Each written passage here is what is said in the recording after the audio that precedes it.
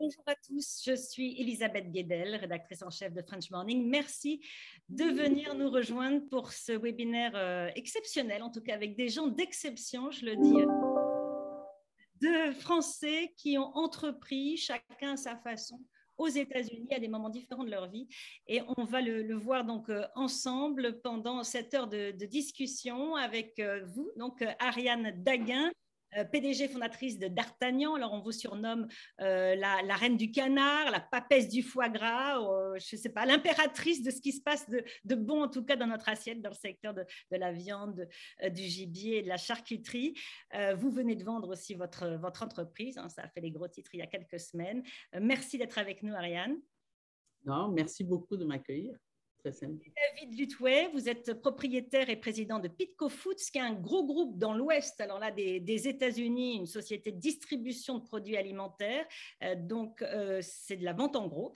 Et c'est donc un grand groupe, encore une fois, en Californie, de Los Angeles jusqu'au nord de la Californie. Vous avez en commun tous les deux d'être membre du Club 600, d'être conseiller du commerce extérieur. Et donc, vous allez nous raconter votre parcours, chacun, très intéressant. Ça va être une piqûre d'énergie pour tout le monde, même si on n'est pas entrepreneur. Votre parcours va être très...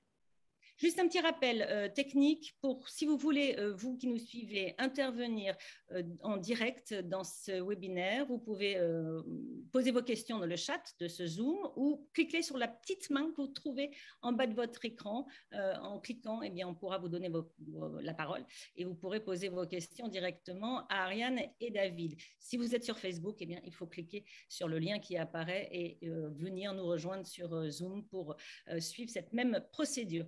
Donc, tout de suite, je vais donner la parole à Ariane pour commencer. On va voir ensemble donc à quel moment vous avez entrepris, vous, Ariane Daguin, fille du célèbre chef étoilé André Daguin du Gers. Vous avez été baignée, si on peut dire, parmi les canards et les oies dans toute votre jeunesse. Et vous êtes venue aux États-Unis à 17 ans comme jeune fille au père pour pouvoir payer vos études de journalisme, car au départ, c'était le journalisme qui vous tentait. Donc, à quel moment vous avez eu les tripes, si je peux dire, d'entreprendre, puisque c'est vraiment du courage qu'il faut souvent pour entreprendre. Oui, ou de la folie. Mais non, mais tout arrive un peu par hasard. Hein. J'étais ici parce que c'était clair que l'entreprise familiale allait être reprise par mon petit frère, hein, dans la mesure où, à ce moment-là, bon, ben, dans les générations, les femmes, les jeunes filles allaient suivre leur futur mari là où il allait s'installer. Et donc, c'est les garçons qui allaient reprendre. Et donc, ça n'a jamais été vraiment dit, mais ça a toujours été compris dans la famille. Et donc, j'avais envie de partir loin de l'influence de mon père, hein, qui était très influent en France dans la gastronomie. Il était aussi président du syndicat hôtelier et il va inventer le magret, mais c'est lui qui a pour la première fois cuisiné le magret saignant, comme on le connaît aujourd'hui. Enfin, tout ça, ça veut dire qu'il y avait une grosse personnalité. Il y avait 7 générations derrière aussi de cuisiniers. J'aime beaucoup écrire et je me suis dit, bon, on part loin dans un pays que j'adore, les États-Unis, dont je ne connaissais rien. Hein. Je croyais arriver dans le pays des cow-boys et des libertés individuelles et que j'allais poursuivre des études de journalisme qui m'ont poursuivi d'ailleurs, puisque je n'ai plus assez d'argent et donc j'ai arrêté assez rapidement. Voilà. Ben voilà comment ça s'est passé en gros et donc d'entreprendre c'est arrivé naturellement. J'étais dans une petite charcuterie qui s'appelait les Trois Petits Cochons, qui existe toujours, mais pas la charcuterie mais l'entreprise en gros. Un jour, 5 ans plus tard, sont arrivés 2 gars avec un foie gras dans les mains qui ont dit on est en train d'ouvrir le premier élevage de foie gras, enfin de canard gras aux États-Unis. Ça m'a semblé historique. Il fallait absolument que je me raccroche à ce wagon. j'étais tombée dans la marmite toute petite, hein, à l'hôtel de mon père, qui était deux macarons Michelin. J'aidais à plumer les canards, à les éviscérer, à faire les foies, les bocaux, les confits, etc. Donc voilà. Voilà comment tout a commencé. Donc, c'est votre passé qui vous a rattrapé finalement. Vous l'avez fui, puis il est revenu au galop. Cette génération, et je vois ma fille, qui est la 8e génération, elle est allée à Cornell pour faire des études de food science et hotel management. Et le jour de la graduation, elle est partie en architecture à San Francisco. Elle est architecte. Et là, elle est retombée dans la marmite aussi, puisque c'est elle qui s'occupe de la ferme de la fondation d'Artagnan à Goshen, New York, à 1 heure d'ici, où on fait de la permaculture, où on élève des brebis, où on traite les brebis, on fait des yaourts, des fromages, et on a les meilleurs œufs du monde, parce que ce sont des œufs de poules de course. Voilà. On va en reparler évidemment de cette ferme biologique de votre fille. Je m'adresse maintenant à David pour voir son parcours, alors complètement différent. C'est en rachetant une entreprise en 2004, où vous aviez un parcours complètement différent dans la finance, que vous êtes devenu en fait entrepreneur. Vous êtes mis les mains dans le cambouis, vraiment, et vous êtes devenu entrepreneur. Pouvez-nous rappeler ce moment par rapport à votre parcours initial aux États-Unis, où vous vivez depuis plusieurs décennies? Une trentaine d'années. En fait, je suis ingénieur de formation et au départ, je travaillais dans l'industrie. Et puis, je me suis lancé dans la banque. Et puis, j'ai démarré une société d'investissement vers les années 2000. On a fait quelques investissements dans le retail, dans la distribution. Et puis, j'ai acheté une société. J'entends un peu de feedback, mais je ne sais pas si c'est juste moi. J'ai acheté une société qui s'appelle Pitco Foods, qui était une petite entreprise familiale et que j'ai donc développé pendant en fait, les 15 dernières années. Donc, j'ai acheté cette société en 2004 en utilisant pour l'acquisition mes connaissances financières en outre et puis ensuite pour la gestion de la société. Un peu une formation sur le tas de gestion de société. Donc, vous vous êtes mis à être dans l'opérationnel, à gérer. Vous distribuez auprès de 12 000 commerçants indépendants. C'est ça, vous pouvez décrire un petit peu votre… Exactement. Donc, la société distribue auprès des commerçants indépendants sur la Californie et le Nevada. Et donc, on s'est développé. Quand on a acheté la société, il y avait un peu moins de 5 000 clients. Maintenant, on a 12 000 clients sur la Californie et le Nevada. Et il y a deux systèmes de vente. On a un cash and carry, un peu comme un métro en Europe ou comme un Costco Business Center, mais spécialisé vraiment dans les petits magasins indépendants. Et puis, on a aussi toute une filière de distribution avec donc, de logistique, avec des camions, nos propres camions et nos propres vendeurs qui distribuent dans toute la Californie et le nord du Nevada. Alors, pour entreprendre comme ça, il faut avoir de l'argent, il faut avoir un réseau. D'abord, Ariane, l'argent, vous dites que vous avez commencé, d'après ce que j'ai pu lire, avec 15 000 $ en poche, simplement. Comment on fait pour s'en sortir avec une petite somme? Parce que pour créer une entreprise, 15 000 $, c'est pas beaucoup. Mais c'était il y a 38 ans, et donc un système complètement différent d'aujourd'hui. Il n'y avait pas les Kickstarter, il n'y avait pas tout ça. On ne pouvait pas monter des sous sur Internet. Il n'y avait pas Internet d'ailleurs. Et il y avait à peine l'invention de l'électricité, quoi, hein. C'était le Moyen-Âge. Et en fait, bon, c'était nos économies plus taper les parents, les amis, les connaissances. Essayer d'emprunter quand on pouvait, alors qu'au début, on ne peut pas trop emprunter, les banques ne regardent pas d'un bon oeil, et essayer de limiter les dégâts pour avoir un fonds de roulement qui tienne la route. Mais ce n'est pas évident, puisqu'au début, on vous demande les 3 premiers mois pour le téléphone, pour le frigo, pour le camion, pour le loyer, parce qu'on ne vous connaît pas. Et quand on a commencé, il restait $15 dans le compte. Oui, il y a un gros feedback là, je ne comprends pas ce qui se passe. Alors, moi, je ne l'entends pas, ça doit être chez l'un ou l'autre. Ça vient de chez toi, Elisabeth, parce que quand tu le mets en mute, on ne l'entend plus, je crois. Ah. Quand je suis en mute, on n'entend plus. Oui. Mais quand tu parles, il n'y a pas de feedback non plus. C'est juste quand nous, on parle, je crois, qu'il y a du feedback. Alors, je vais muter à chaque fois que vous parlerez. Désolée pour ce bruit, parce que je n'entends rien de mon côté. Ariane, donc, juste pour continuer, c'est quand même possible d'emprunter, même quand on vient d'arriver, quand on est jeune. Vous aviez des associés, mais votre associé vous a très vite lâché, ça, sa première difficulté? Non, pas très vite, hein. On est resté 20 ans ensemble, hein, quand même. Non, ça s'est passé. On a fait un grand bout de chemin ensemble, et puis au bout de 20 ans, bon, c'est un peu comme dans un couple, comme dans un mariage où on change. Lui avait envie de passer à autre chose et il voulait valoriser window dressing, la compagnie, pour pouvoir la revendre. Moi, je n'étais pas prête à ça. C'était mon bébé, je ne voulais pas la vendre.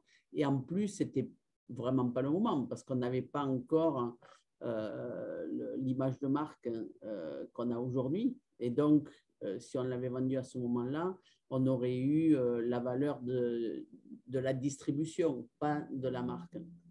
Alors que là, la semaine dernière, j'ai pu vendre la marque vraiment bien. Mais bon, après 38 ans de boulot aussi. Hein, mais voilà, donc oui, c'était le financement. On était sous-financé complètement. La première année, on ne s'est pas pris de salaire du tout. On mangeait les échantillons quand ils commençaient à devenir un peu verts. En fait, c'était pas facile. Mais je veux pas faire les anciens combattants. Hein. Mais c'est vrai qu'aujourd'hui, il y a d'autres challenges. C'est différent. C'est peut-être un peu plus facile de monter des fonds, mais ça vient avec d'autres conséquences. Hein. Et c'est pas pareil, c'est tout. David, le financement, là, c'est une autre histoire, évidemment. Une autre histoire, mais donc j'avais démarré une société d'investissement et on était ce qu'on appelait à l'époque un fundless sponsor. Je ne sais pas très bien comment le traduire, mais en fait, on n'avait pas de fonds d'investissement nous-mêmes. Donc, à chaque investissement, on trouvait un partenaire et on levait des fonds au cas par cas. Et on a fait quelques transactions qui ont beaucoup de succès. On a racheté une société dans le Texas qui s'appelle La Madeleine, qui est une chaîne de restaurants, de 60 restaurants dans le Texas. Une société qui était cotée sur les marchés, qui s'appelait American Coin Merchandising, qu'on a privatisé en fait, et qu'on a vendu 5 ans après. Donc, avec ce type de transaction, en fait, j'avais quelques fonds et donc ça a coûté un peu plus cher. C'était un peu plus difficile, mais j'ai mis moins d'$1 million dans la société et on a fait une transaction financière avec de la dette, de la mezzanine, pour mettre le moins de cash possible. C'est peut-être plus dur aujourd'hui de mettre moins de cash dans les sociétés. Je pense, si on achète une société d'une certaine taille, encore une fois, cette société à l'époque, Pitco Foods existait déjà, était profitable et avait une certaine taille. Mais avec ce montage financier, j'ai réussi donc à acheter cette société et donc finalement, ça a changé aussi je dirais la mentalité d'investisseur que j'avais à l'époque. Quand on investit son argent, en fait, je dirais qu'on change de mentalité. Je suis devenu au fur et à mesure vraiment un entrepreneur. Je me suis investi dans la société. J'ai vendu les autres actifs que j'avais, qui étaient en fait des actifs que j'avais avec d'autres investisseurs. Donc, on est motivé de façon différente. On se sent obligé peut-être de vendre sous 3 à 5 ans parce qu'on a des partenaires qui veulent en général avoir des liquidités sous 3 à 5 ans.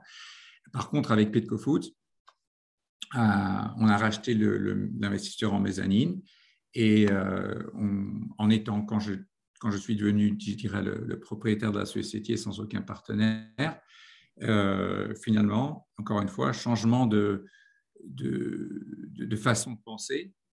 où on se dit, pourquoi est-ce que je revendrai la société dans 3 à 5 ans? Je peux l'utiliser comme plateforme d'investissement moi-même, je peux acheter des concurrents, me développer. Et donc, 15 ans après, voilà, donc la société a à peu près triplé de chiffre d'affaires et continue à bien fonctionner et à grandir sur les territoires pour l'instant de la Californie. On s'est étendu sur le Nevada et on espère s'étendre sur les autres États avoisinants. Vous avez combien d'employés? J'ai 450 employés. La plupart sont en Californie, quelques-uns au Nevada. Et comment on parlait de réseau, comment on arrive à se développer? Alors, vous avez acheté avec la compagnie déjà un réseau existant, mais comment on augmente son réseau et à quelle vitesse, en fait, pour vous, ça a été? Bon, je dirais que la société était établie, avait déjà une certaine image de marque. Parmi les petits, parmi les magasins indépendants, les gens connaissent assez bien Petco. Je dirais qu'on est vraiment une société B2B, donc on fait très peu de publicité, mais c'est vraiment du bouche à oreille, des bons vendeurs, bien sûr, et c'est en fait la seule manière dont on s'est développé. On a fait quand même quelques acquisitions aussi, quelques petites, ce qu'on appelle des token acquisitions, donc des sociétés qui sont dans une géographie un peu différente ou dans un secteur un peu différent de notre secteur. Je dirais qu'on a fait 4 acquisitions dans les 15 dernières années, petites acquisitions.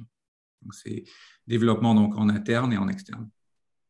Et pour vous, Ariane, le développement, est-ce que vous avez aussi acheté des petites entreprises aux États-Unis ou ça a été vraiment une croissance interne, un développement interne et votre réseau? Oui, c'était surtout une croissance organique, mais on a investi dans les marchés. On a commencé avec Chicago, on a investi dans ce marché je ne sais pas parler français non plus, mais en subvenant en finançant le transport à partir du New Jersey jusqu'à ce qu'on ait un volume de masse assez important pour pouvoir racheter un petit distributeur qui allait disparaître de toute façon. Donc, ce n'était pas vraiment une acquisition, hein, c'était juste de prendre les assets qui étaient là et de monter dans notre plateforme de distribution pour l'Illinois, là, à Chicago. Et on a vu que ça marchait bien comme ça. Par la suite, on a ouvert et on a pris le même principe et on a ouvert à Macon, qui est à 1 heure au sud d'Atlanta, en Géorgie, à Houston, Texas et à Denver, Colorado. Et là, on est en train de regarder la Californie. Mais ça me fait peur, la Californie. D'ailleurs, il faudrait que tu me donnes quelques tuyaux, David. On en parlera offline après. Mais je trouve cet État vraiment très, très libéral et ça m'inquiète un peu. C'est vrai, Ariane, sauf qu'on est dans l'État de New York. Donc, entre New York et Californie, on est les 2 États les plus libéraux et les plus difficiles pour entrepreneurs, je dirais, pour des gens qui ont des employés. C'est difficile à gérer. Je pense que c'est le même type de problématique. Peut-être, tu as raison, peut-être c'est un petit peu pire en Californie, mais comme j'y suis depuis des années, on peut en discuter.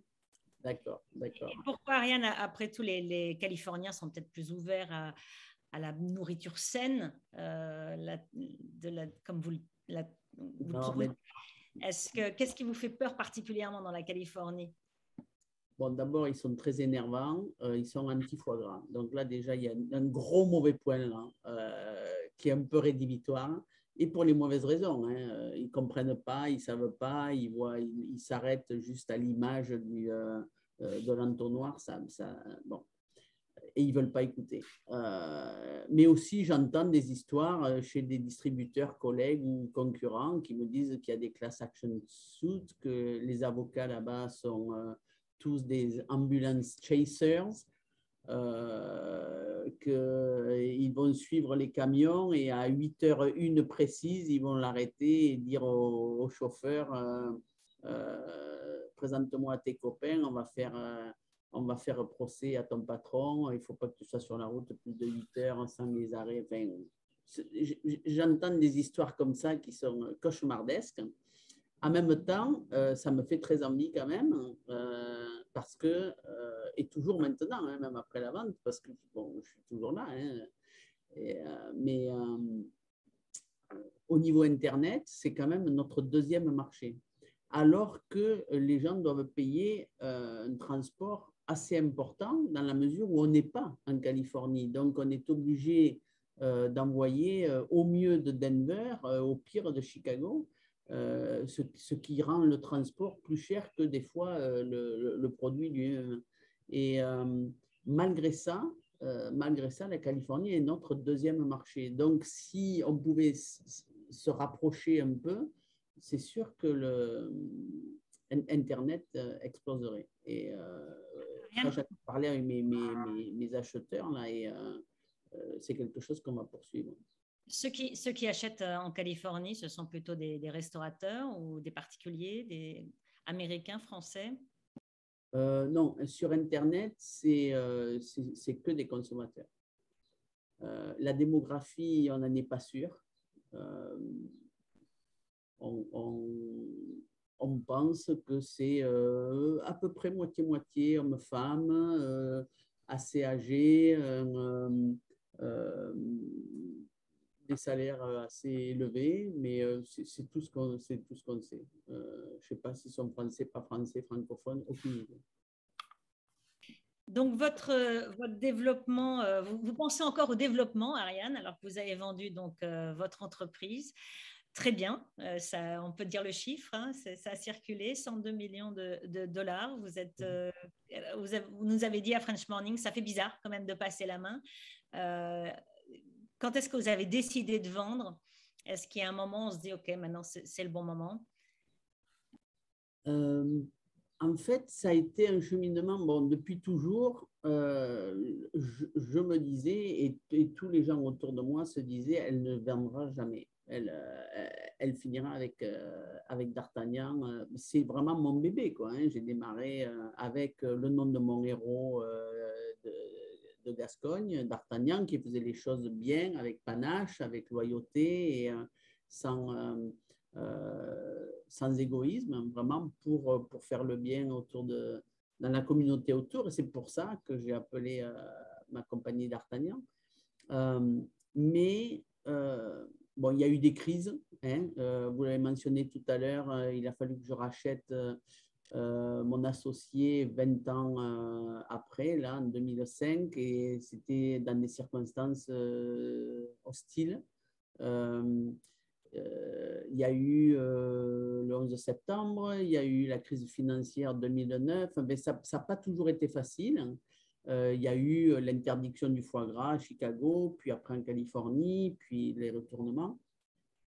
Mais Covid, ça a été pour nous une crise vraiment sans précédent. Moi, ça m'a enlevé quelques années de ma vie et ça m'a rajouté un stress énorme. Il faut comprendre que le 14 mars 2020, tout d'un coup, là, en un jour, je n'ai plus eu de clients. 75% de ma clientèle, qui était les restaurants, ont fermé. Donc, je n'ai plus de clients, je n'ai plus à livrer avec mes camions, je n'ai plus où mettre ma marchandise qui est périssable, qui est fraîche et très périssable. Je ne sais pas s'ils vont me payer les arriérés parce que leurs comptables ne répondent plus au téléphone. Bref, c'était le gros cauchemar. Et 300 employés qui sont, pour la plupart, depuis de longues dates avec moi. Est-ce que je vais pouvoir… est-ce que tout d'un coup, je vais tout perdre? Est-ce que ce fruit de 38 ans, je vais tout perdre tout d'un coup? Et est-ce que mes employés vont en pâtir et leurs familles aussi? Et ça, bon, ben, le truc le plus important, c'est de ne pas montrer ce stress et cette panique. Donc, de ne pas paniquer, parce que c'est le pire qui puisse arriver. Et tous les jours, de venir au boulot avec le sourire, alors que…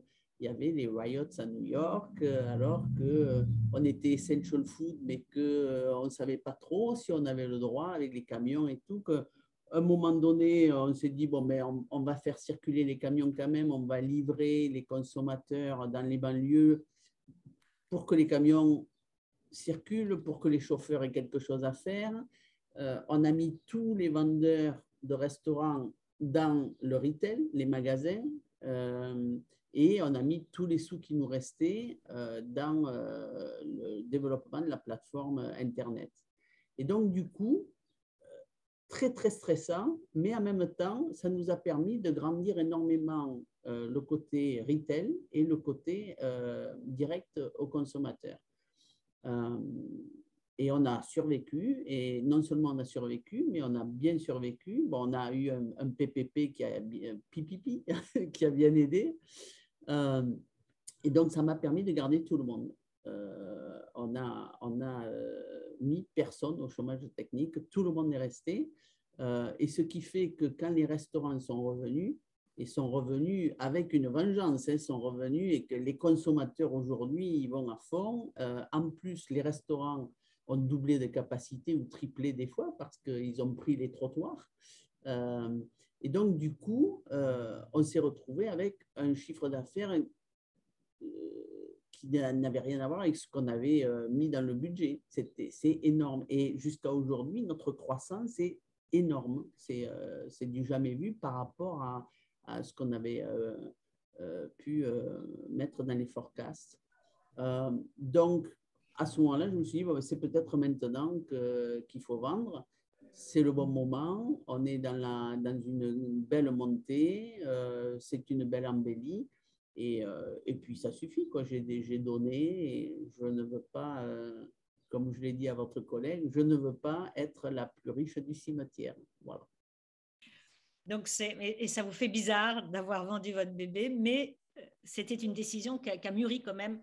Et cette crise du Covid donc, a été assez déclencheuse. Enfin, c'est ce que Oui, absolument.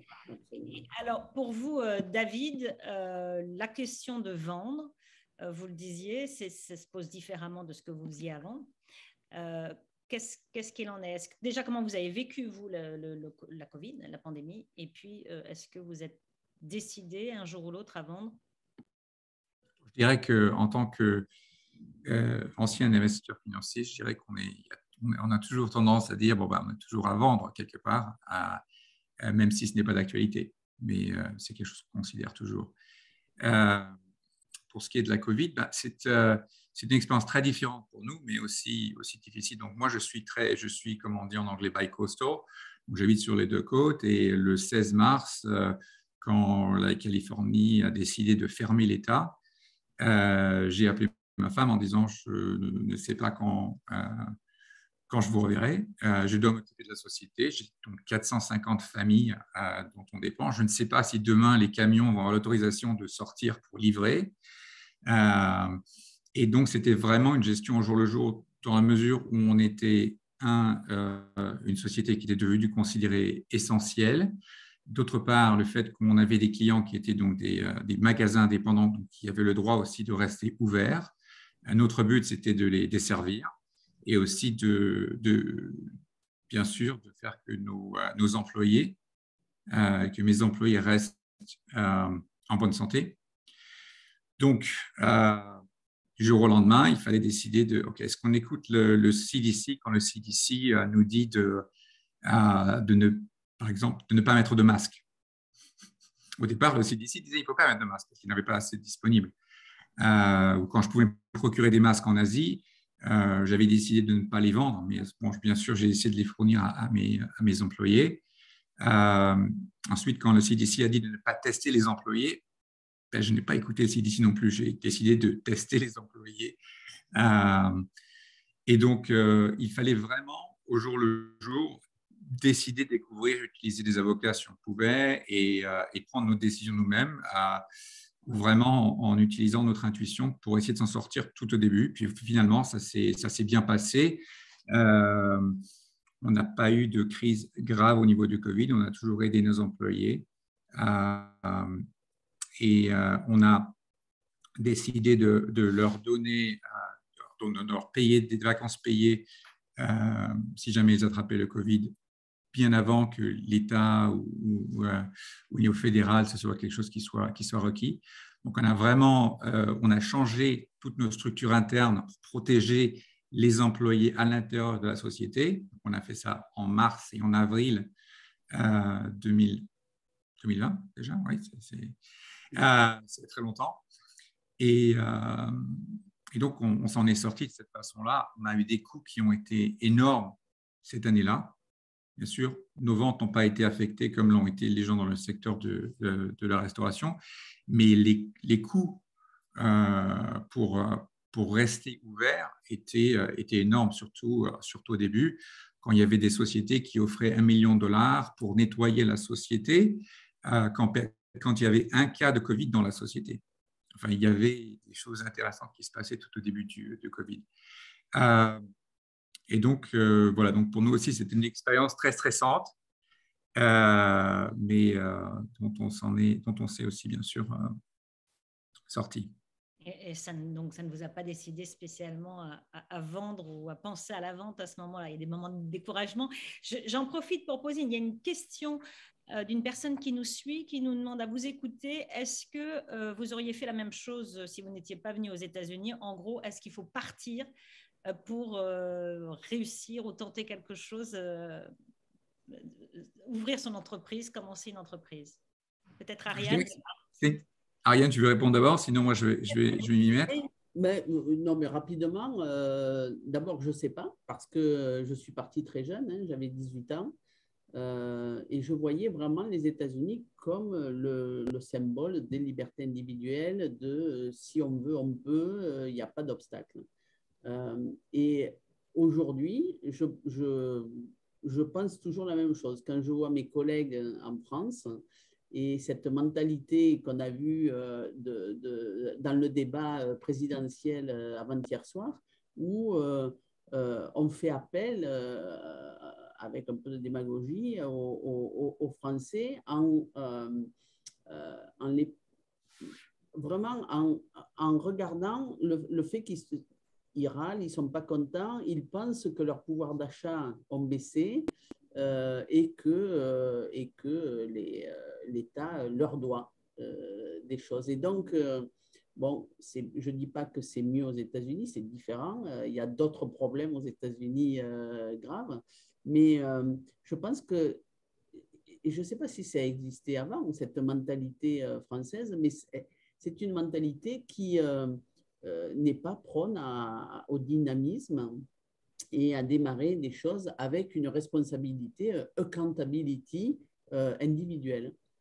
Quand on démarre un truc, ben, on s'y met, il faut être têtu, il faut être sûr de son idée et la suivre, coûte que coûte, mais être responsable, ne pas penser qu'il va y avoir des aides d'un côté, de l'autre, et qu'elles vous sont dues, quoi. Et ça, je pense que ça, c'est un peu le talon d'Achille de la France, parce que de notre côté, il y a un dynamisme de la tech. On voit les jeunes qui ont envie de bouger, de faire des choses. Et c'est un peu gênant d'avoir cette mentalité qui n'est pas très commerçante, en fait. Voilà. Donc, pour vous, vous êtes favorable à, quelquefois, il faut partir si on trouve pas, si on n'est pas bien dans son pays, finalement, pour entreprendre. Il y a plus la notion de pays, bon, c'est pas tout à fait vrai ce que je dis, on le voit aujourd'hui avec l'Ukraine, il y a toujours des notions de pays et de frontières et de problèmes, mais quand même, la mondialisation est passée par là et de plus en plus, le monde est petit. J'ai plein d'amis qui habitent à l'étranger et on se voit aussi souvent que si, je pense, hein, que si on était tous encore à Auch en Gascogne et dans nos foyers. Le monde s'est énormément rapetissé. On peut voyager très rapidement et on parle tous la même langue, on a tous Internet, on a tous les mêmes centres d'information. Je veux dire, je ne pense plus que ça soit une question comme ça. Il y a très peu de gens qui sont, enfin très peu non, mais c'est très possible d'avoir une entreprise internationale tout de suite. David? Alors, je dirais d'abord, je pense qu'il y a de très belles perspectives de développement de société en France. Ma sœur a démarré une société dans l'activewear récemment, mais je crois, comme dit Ariane, qu'il y a une perspective, on a l'impression, quand on est en France, que c'est une chose impossible. Je parlais à un jeune centralien récemment qui disait « Oui, je voudrais être entrepreneur, mais je ne pense pas que ce soit possible parce qu'il y a des taxes, il y a des problèmes avec les options. » Non, non, je pense qu'en France, il y a aussi beaucoup d'avantages, beaucoup d'aides de la BPI, par exemple, et il y a des investisseurs en ce moment qui sont très intéressés par l'entrepreneuriat, bien sûr.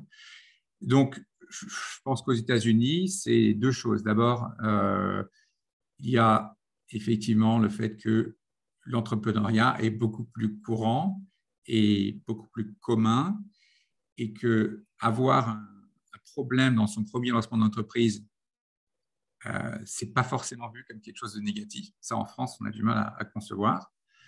Et le fait que le pays est tellement énorme que moi, ma petite PME à l'échelle de la Californie et du Nevada, en France, ça serait une société énorme. Donc, il y a vraiment des perspectives de croissance très importantes juste par le fait que ce soit juste que les États-Unis sont un pays énorme. Donc, voilà ma perspective sur la question. Alors, question, on va enchaîner avec les principales difficultés pour le coup aux États-Unis. Est-ce que vous, en tant que Français, vous avez rencontré vraiment des grosses difficultés dans votre développement? David, pardon. Écoute, oui, je dirais que moi, au niveau de difficulté, déjà, la langue, ça peut être une difficulté. Pour nous en tant que Français, j'ai fait un MBA aux États-Unis, donc ça a aidé au niveau de la langue et au niveau des contacts. Je dirais que les MBA américains sont très différents des écoles de commerce françaises, où le réseau est vraiment quelque chose qui est très puissant et que j'ai utilisé maintes fois dans ma carrière ici aux États-Unis. C'est pour ça que vous avez créé d'ailleurs, si je peux me permettre, une fondation qui offre des bourses justement pour les étudiants MBA. Tout à fait, parce que quand j'ai fait mon MBA, il n'y avait pas de bourse disponible pour les étrangers. Donc, j'ai créé une petite bourse pour aider les étudiants étrangers qui étaient ingénieurs et qui voulaient venir aux États-Unis. Entre-temps, il y a d'autres opportunités. Il y a quelques bourses qui sont disponibles. Mais non, mais c'est vrai que ce n'est pas facile, en étant étranger aux États-Unis, d'avoir du financement pour les études. Au niveau des difficultés dans la société, je dirais que les difficultés, c'est surtout des difficultés récentes et actuelles, donc la Covid. En ce moment, en conséquence du Covid, à long terme, c'est tout ce qui est chaîne d'approvisionnement, donc supply chain, où il y a vraiment des difficultés dans de nombreux secteurs, que ce soit les importations d'Asie qui sont retardées pendant quelques mois, où les produits sont encore dans des containers et on n'a pas de date précise d'arrivée. Ou même les sociétés américaines comme Kellogg's, General Mills, qui disent on a des gros problèmes dans nos entrepôts, on n'a pas assez d'employés et donc on ne peut pas vous livrer les quantités. Donc, ou alors on ne fait que les premiers, que les produits les plus vendus. On essaie de se focaliser sur nos meilleures ventes parce qu'on n'arrive pas à produire tout ce dont on a besoin. Ou alors, même quand on importe des produits du Mexique ou par exemple des hot sauces qui nous disent oui, alors on n'arrive pas à vous livrer parce que le bouchon en plastique rouge est fait en Chine. Et ça prendra encore 6 mois, 1 an pour le faire produire au Mexique. Donc, on attend, il est sur un container quelque part. Et donc, ça affecte toute la chaîne d'approvisionnement.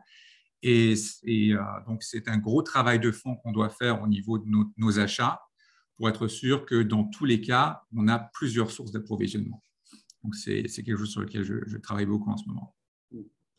Mais ce n'est pas forcément propre aux États-Unis, hein, ce problème de supply.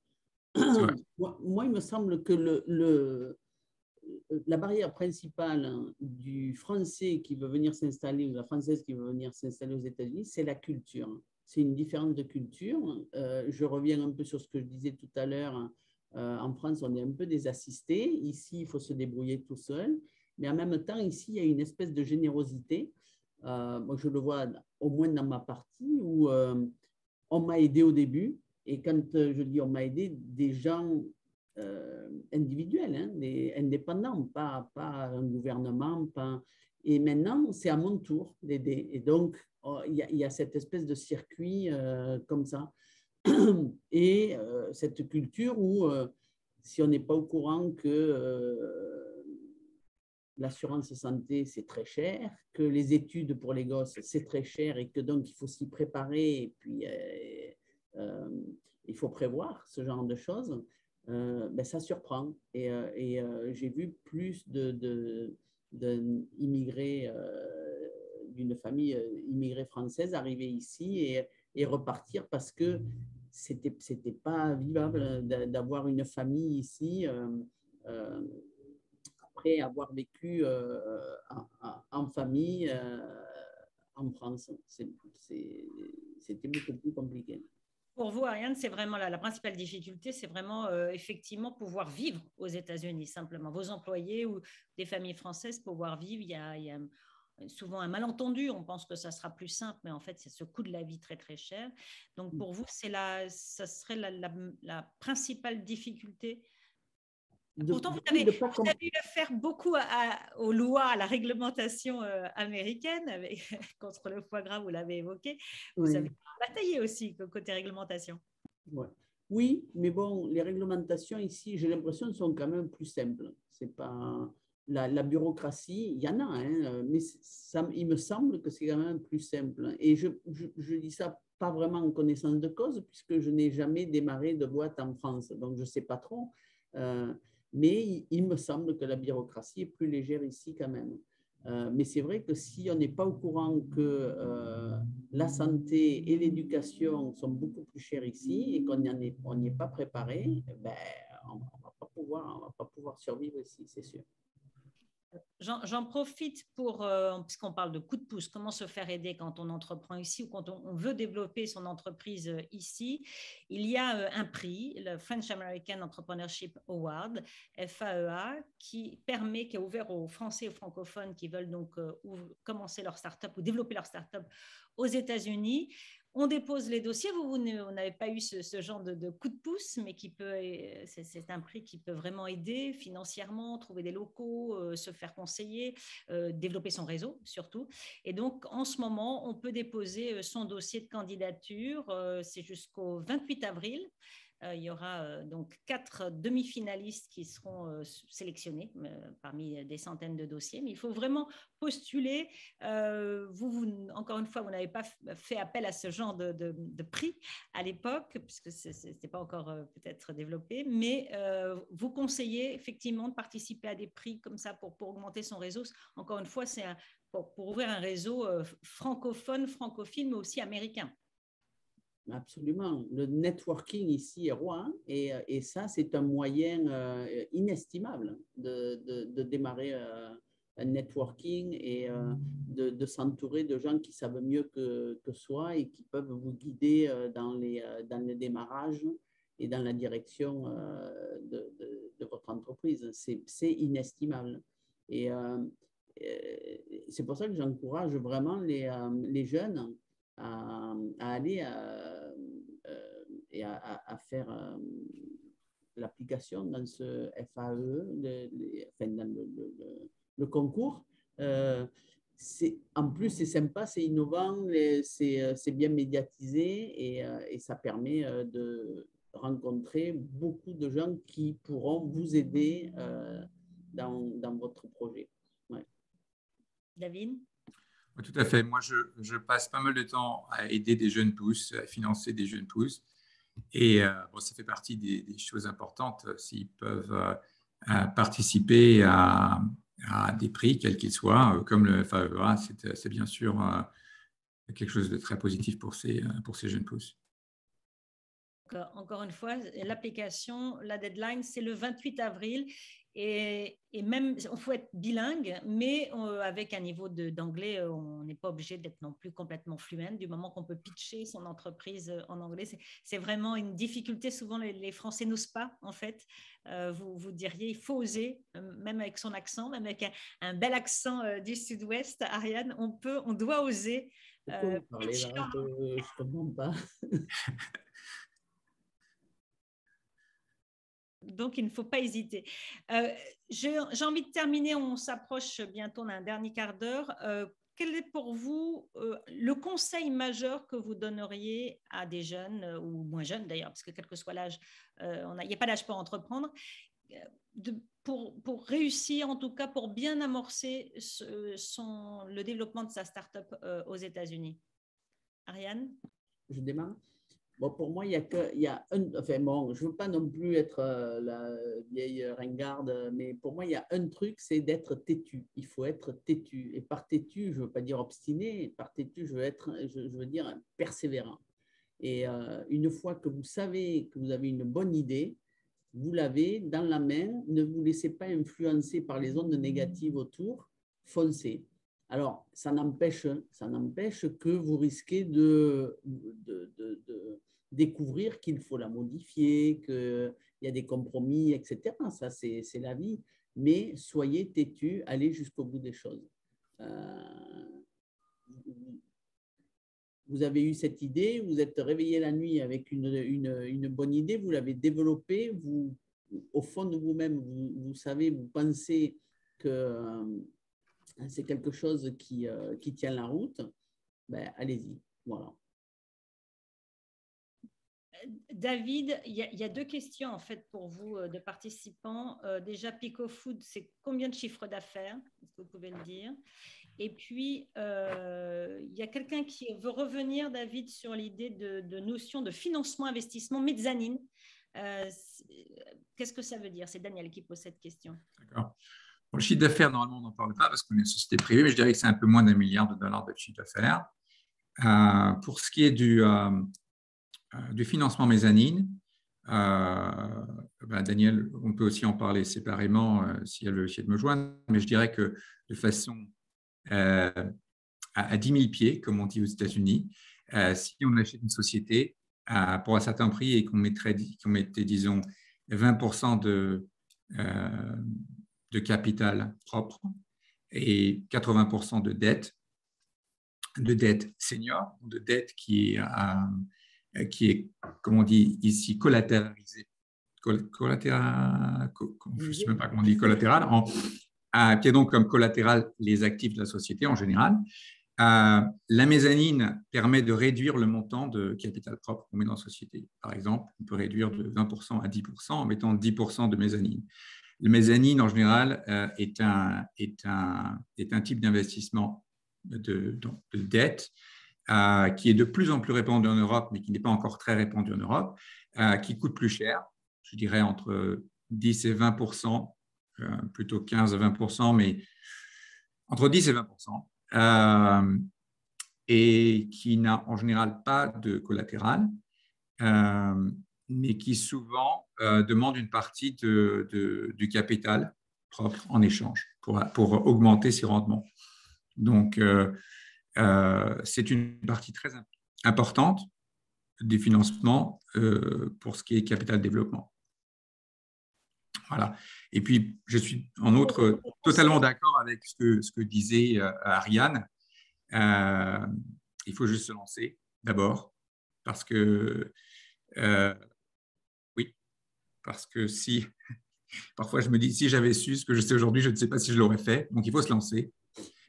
Et il faut avoir, on est grand sourire, mais il faut avoir de la hargne et de la persistance.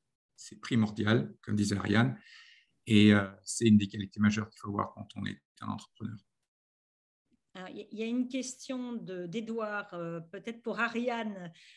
Plus, avez-vous joué de vos origines et de votre culture française dans vos succès respectifs? Mais évidemment, Ariane, ça a joué, évidemment, puisque c'était le cœur de votre entreprise. Bien sûr, bien sûr. Et pas consciemment, forcément, mais souvent, on me demande le contraire. On me dit, est-ce que d'être une femme, ça vous a nui ou aidé, etc. Et c'est vrai que dans le monde de la cuisine et des chefs, et surtout il y a 38 ans, ça aidait pas trop. Mais le fait que je vienne d'une grande et vieille lignée de cuisiniers dans une région de la France où on aime bien manger, où on sait faire la cuisine et où on a le respect des ingrédients, ça a beaucoup aidé.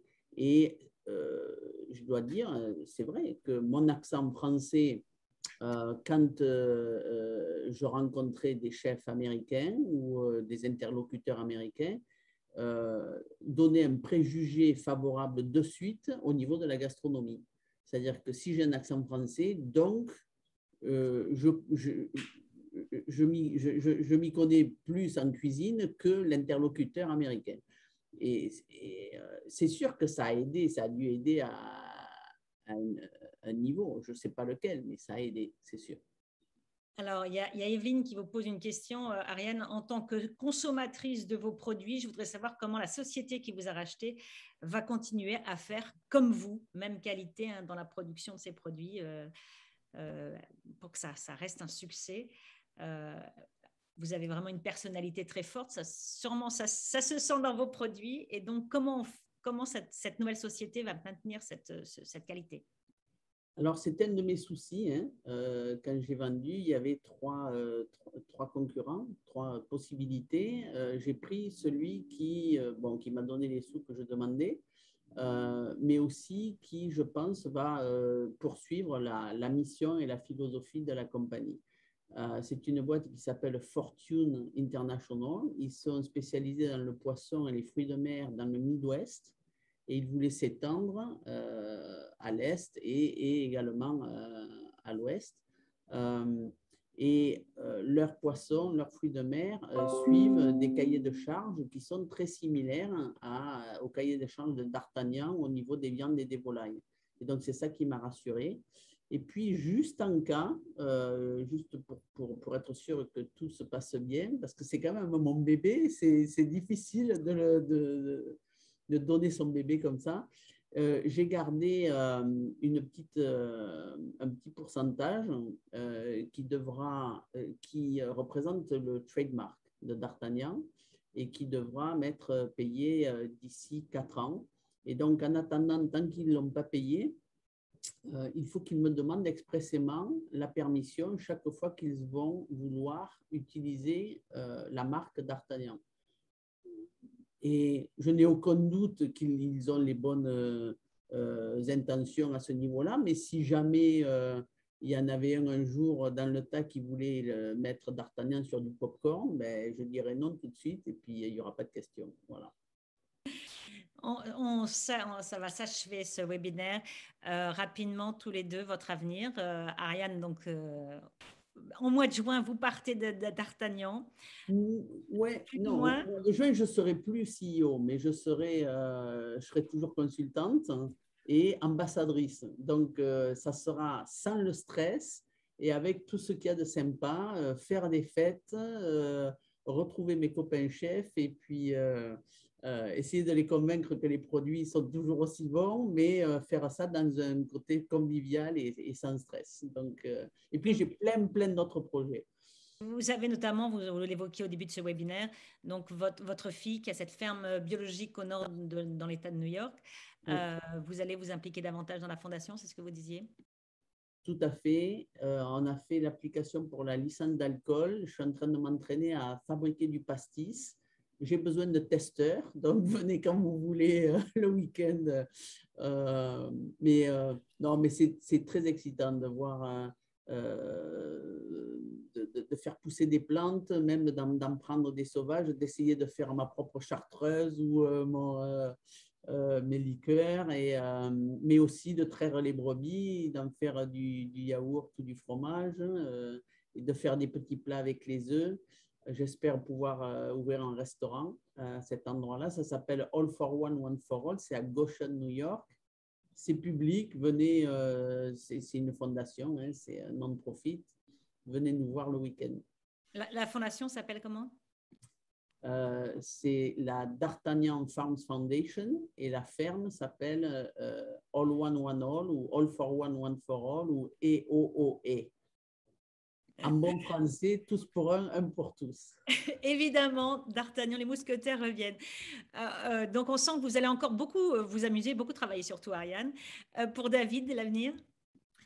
Je serai présent au fait d'Ariane déjà. Très et bien. je me porte volontaire comme testeur.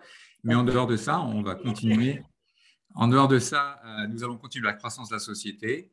Je voulais aussi signaler que donc on cherche toujours de nouveaux fournisseurs, que je suis aussi membre des conseils du commerce extérieur, comme on a mentionné au début, et que je soutiens toujours les entrepreneurs français qui sont aux États-Unis. Et certains font partie des fournisseurs de notre société. Donc, vous continuez. Exactement.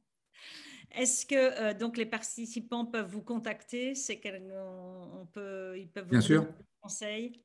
Bien sûr. Très bien. Donc, je tiens à reparler encore une fois de ce prix French American Entrepreneurship Award, FAEA. Une petite précision, il faut être entrepreneur.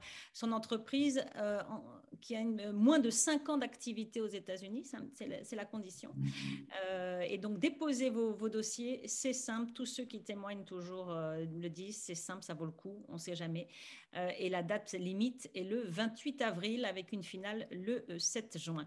Voilà, je vous remercie à tous les deux. Juste un dernier petit mot rapide, un petit 30 secondes à l'américaine, comme on a l'habitude ici. Pour donner une petite piqûre d'énergie à tous ceux qui nous ont regardés, qui nous regardent pour entreprendre. Je dirais, comme j'ai dit tout à l'heure, c'est un peu répétitif, mais allez-y. Ouais. Lancez-vous. Foncez. Très bien. Ça nous donne plein d'énergie. Merci beaucoup à tous les deux, Ariane, David. Merci à vous tous qui vous avez suivis pendant cette heure. Vous allez retrouver ce webinaire sur nos réseaux sociaux, sur French Morning, sur le site de la French American Entrepreneurship Award, le site de FAEA. Toute question également, n'hésitez pas à nous les poser à French Morning. On peut les relayer à nos invités et on vous retrouve très bientôt. Merci encore, Ariane et David. On vous souhaite un très bon week-end à tous. Merci Elisabeth. Merci Elisabeth.